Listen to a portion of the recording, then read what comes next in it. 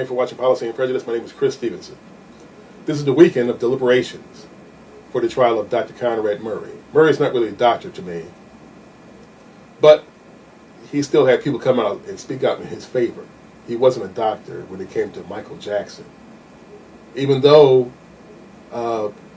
some of his friends testified that he gave them very good care, and that was in hospitals. That was when he had his team surrounding them, as most doctors do. In this aspect, he didn't do this for Michael Jackson. Why wouldn't Conrad Murray have a team surrounding Michael Jackson, even if that's in his house? If you can bring propofol in his house, you should be able to bring a team in his house, especially if you're getting paid $150,000, $160,000 per month. There's no excuse for that. So what's going on here is Dr. Murray's job was to kill Michael and make it look like he was actually trying to help Michael. Michael, very professionally smart, but too naive when it comes to people, and too trusting. And they knew that, you know, people like this, they watch you. People watch you when you get that way if you are very rich. Michael, a billionaire, owned not only his music, but also the Beatles' music as well as Elvis' music and other prominent white rock and roll stars.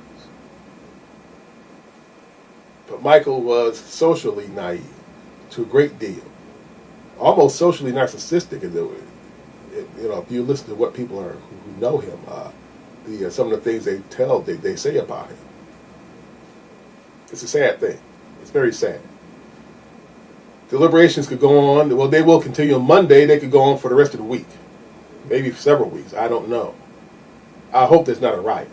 Going by what I've seen, how different factions of people have already made their presence known, holding up signs and everything. Dr. Murray has his supporters.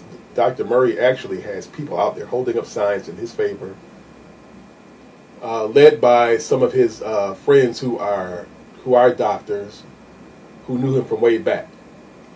Of course, Michael has his supporters, his fans. People listen to his music. The youth, a lot of the youth of today, you know, very passionate. But I see something brewing there, and it's not good. The thing about Dr. Murray, he's guilty. I'm sorry. He is. I'm also sorry about another thing. He's going to walk. There's no way Dr. Murray is going to be convicted of any type of harm towards Michael. He's not going to see a day in prison. He can't get over 4 years anyway. So it was rigged from the start. It was rigged to be low impact. It's not a trial of the century. It should be a trial of the century, but it's not. It was made to not be a trial of the century. The media gave us propofol right after Conrad Murray gave Michael propofol. It put us to sleep. It took away a lot of pain from us. It took away a lot of outrage. You got the judge who was blatantly dismissing a lot of evidence and a lot of testimony, not allowing a lot of facts to be told. Not a lot is being made of Murray and how during the moments of Michael's, I should say the moments in between Michael's last breath and when Michael hit flat scan, you know, he had hit a lot of his needles and a lot of his equipment.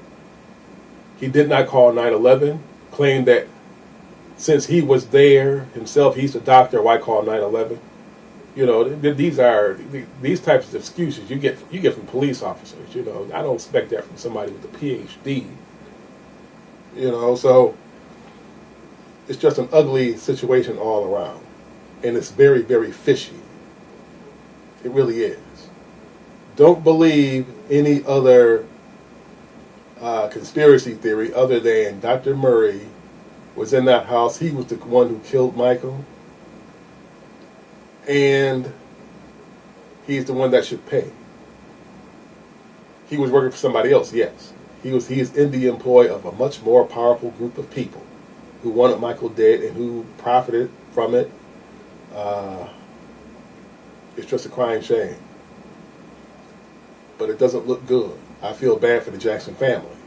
They've been showing up to court every day. They're parked there. Matter of fact, parked right near the courtroom right now. They're in hotels and everything, nearby hotels and other locations situated where they can immediately get to the courtroom at the time of the verdict. That verdict, the jurors should be sequestered for as long as possible. This is a life and death matter. I don't want it to go like the Casey Anthony verdict. It doesn't look like it's going to be that way anyway, but you know, it shouldn't.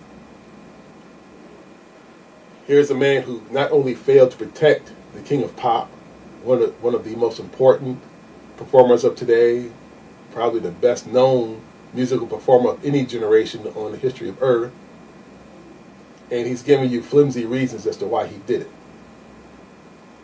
You know, here's a guy taking phone calls and calling his girlfriends, whatever, trying to set up booty calls, whatever, when he should have been keeping an eye on Michael. Working with one of the most dangerous drugs out there, drugs that's not even allowed outside the hospital. How pathetic, how sick. There's something going on there, and we need to get to the bottom of it. Sadly, I don't think we will. For clbTV,